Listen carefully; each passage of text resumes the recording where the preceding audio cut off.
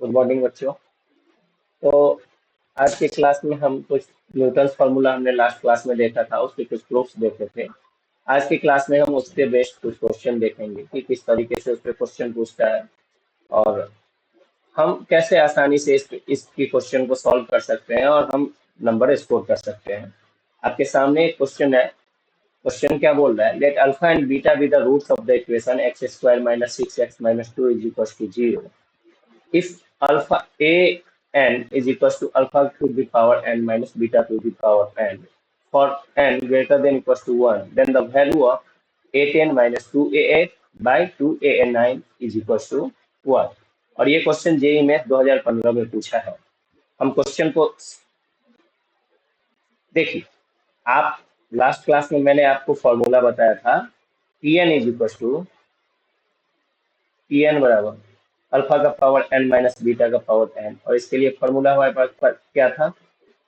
ए T N plus two plus B T N plus one plus C T N बराबर zero. ये हमारे पास formula था। याद करिए, लास्ट क्लास में हमने लास्ट वीडियो में इस फॉर्मूले पर डिस्कशन किया था। तो इस क्वेश्चन में हम यही फॉर्मूला अप्लाई करेंगे। तो सबसे पहले by applying Newton's formula. Newton formula apply करने से क्या होगा? अब देखिए, ये डायरेक्ट रिलेशन, वैसे अगर हम रिलेशन निकालने जाए तो बहुत परेशानी होगा। अब पहले जब ये न्यूटन फार्मूला नहीं लोगों को का आइडिया था तो उसी तरीके से निकालते थे, लेकिन अब न्यूटन फार्मूला के बारे में पता है तो ये ऐसे क्वेश्चन जितने भी हैं वो कितने आसानी से सॉल्व होंगे वो आप देखते जाइए। तो इस फॉर्मूला को हम यूज करेंगे। यहाँ पे टी एन नहीं है, ए एन है, तो हम ए एन ही उसको बोलेंगे, कोई दिक्कत नहीं है। अब देखिए, हमारे पास रिलेशन तीन कंजिक्यूटिव पावर में है। जब भी हम तीन कंजिक्यूटिव पावर में देखेंगे रिलेशन, तो हम क्या करेंगे? न्यूटन फॉर्मूला का अप्लाई करेंगे जेई के हर एक क्वेश्चन में। So for n is equal to, मैं यहाँ पे सबसे छोटे n को लेना है, जो आपको a में सबसे छोटा वैल्यू दे रखा है उसको अगर आप लोगे तो automatic he T N plus to है। यहाँ पे देखो टी एन प्लस टू है तो n प्लस टू कितना हो जाएगा? 10 हो जाएगा, ये 9 हो जाएगा, और ये क्या बन जाएगा? ऑटोमेटिकली 8 बन जाएगा। तो for n is equal to 8 हम फॉर्मूला लेंगे। a का कोफिशिएंट पॉजिटिव है तो हम पॉजिटिव रखेंगे, और कोफिशिएंट 1 है तो वो a ही रह जाएगा। तो a टी 10 हम लिख देंगे प्लस बी क्या है?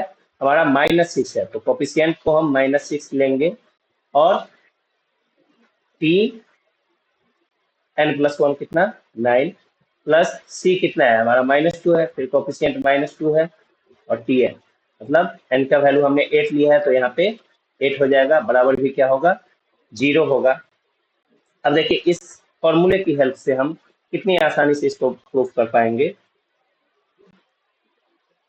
ए T10 -6 T9 -2 T8 बराबर क्या होगा? 0 होगा। अब देखो, हमें चाहिए A10 -2A8 बाई 2A9 में रिलेशन, तो हम क्या करेंगे? A9 वाले को ले जाएंगे राइट से, ठीक है? तो हम इसको क्या लिख सकते हैं? AT10 -2T8 बराबर क्या हो जाएगा? 69। बस हो गया हमारा क्वेश्चन सॉल्व। देखते जाओ। अब AT10 माइनस, एक ही जगह पे तो 1 हम रखना ही भूल गए, ठीक है, वो कर लेंगे नेक्स्ट स्टेप में।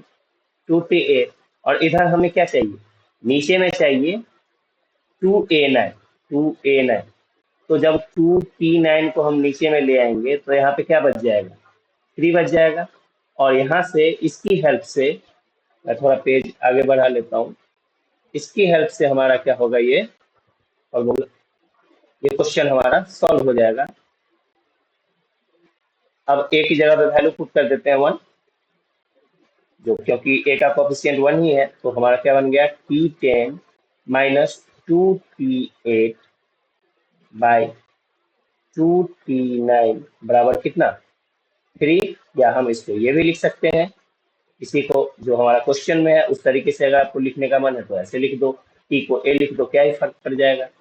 और क्वेश्चन में तो उसी तरीके से पूछा है, तो बस तो जो वेरिएबल है उसका नाम जो है सो चेंज किया है और कुछ भी नहीं, और ये हमारा आंसर 3 आ गया। Thank you. हम और भी क्वेश्चन न्यूटन फॉर्मूला के हेल्प से बनाएंगे। अभी मैं आपको नेक्स्ट क्वेश्चन दिखाऊंगा नेक्स्ट वीडियो में। तब तक के लिए धन्यवाद वीडियो देखने के लिए। Thank you.